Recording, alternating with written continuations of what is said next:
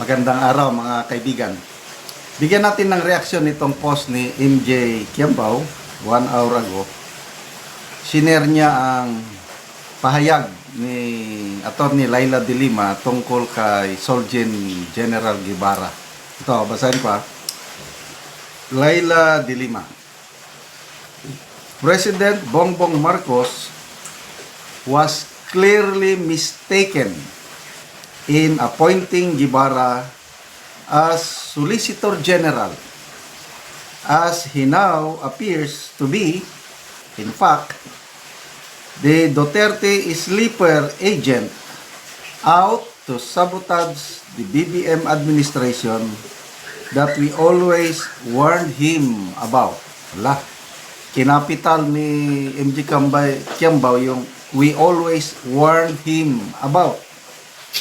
Reading between the lines, mukhang matagal na palang confidential advisor ni BBM si Madam Leila na dating super anti-Marcos. Okay? So ito.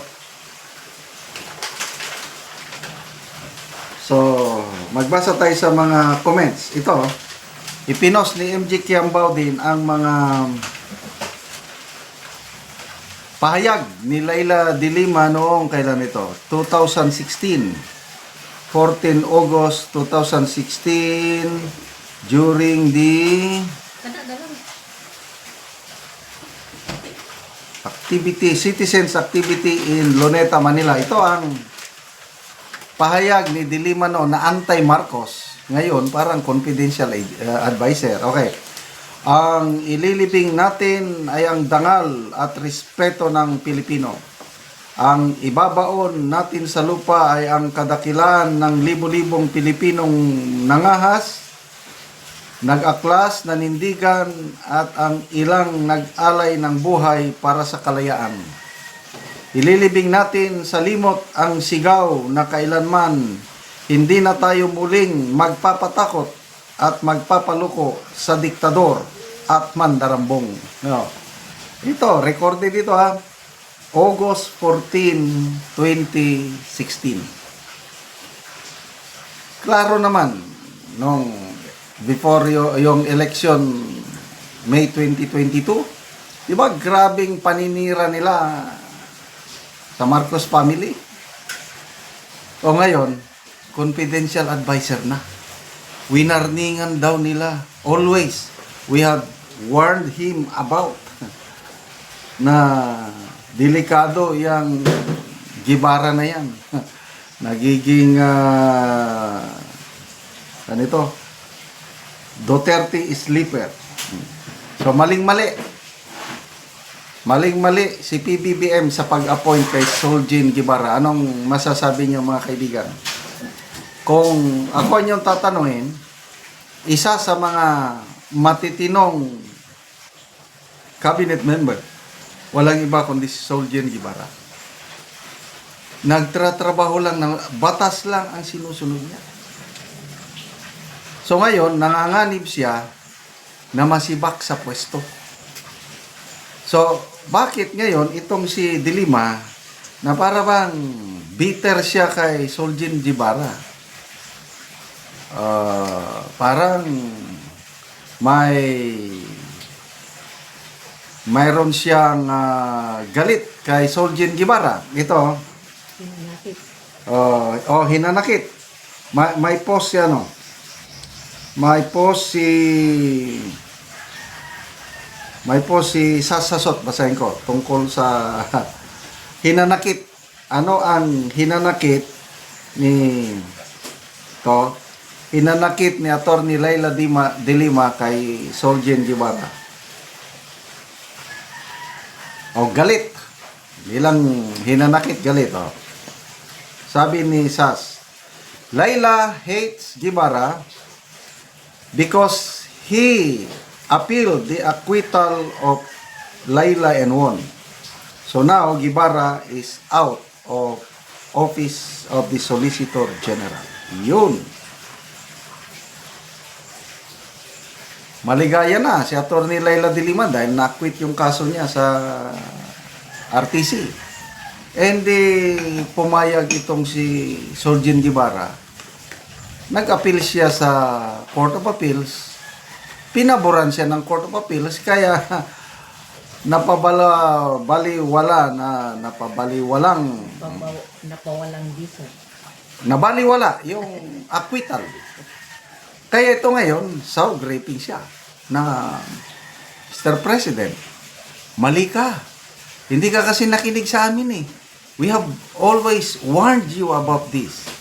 Na ano yan, Duterte sleeper yan, yung Gibara na yan. Maling-mali ka. So, ano ibig niyo sabihin? Dapat tanggalin mo na yan. Tuluyan mo nang tanggapin ang kanyang courtesy resignation. So, I am not sure as of now kung ano na ang nangyari sa courtesy resignation ni Surgeon Guevara. Out na ba? Although marami nang nagsasabi, may article akong nabasa sa politico.com ata yun, na ano na, out na si Guevara at ang papasok yung UP Law Dean. Ber Birabi. Kalimutan ko yung pangalan. So, sayang. Okay, magbasa tayo sa mga Jocelyn Ramos daw. Sana pirmahan ni BBM resignation niya. O yung tanggapin. Bongets. Sayang si Guevara. He is good. Weng Hepe. Karma is real. Sabaquin. Roy Ville. Well done. OSJ Minardo Guevara. Tipaye. Hahaha. Tapos sa una si Dilima anti-Marcos. So, klarong anti-Marcos ngayon, Unipink is real, sabi nga nila. Talagang nagtatay up na ang Dilawan. Kasi kung hindi sila mag-tie up, tuluyan ng mawawalan ng kakampi ang Marcos dahil sa survey ng WR numero, sa mga respondents, 40% identified themselves as Duterte supporters. 15% lang ang Marcos supporters, while 13% Dilawan o Robredo, Pinklawan. So, kailangan nilang mag-alliance, tactical alliance, kahit magkaaway sila nung una, but for the sake of their political survival, dapat silang mag-alliance para malabanan nila ang Duterte. So, good luck sa inyong pagpigil sa Duterte Comeback 2028. Kaya salamat mga kaibigan sa inyong pagsubaybay sa ating channel. Nakatulong kayo ng malaki sa Tribong Talandig ng Bukidnon dahil ang income sa channel na ito ginagamit natin pantulong sa Tribong Talandig. Sa ngayon, namimigay tayo ng mga yero at pako para ma-repair ang sira-sirang bahay ng Tribong Talandig. Panoorin nyo ang video na ito.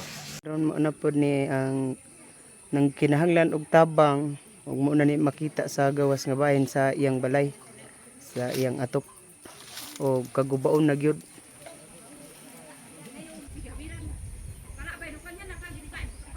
Ayo Dayon. maing odto. Ana ang buslot sa among balay. Ano siya? Mga dako na gid kayo. Bisi.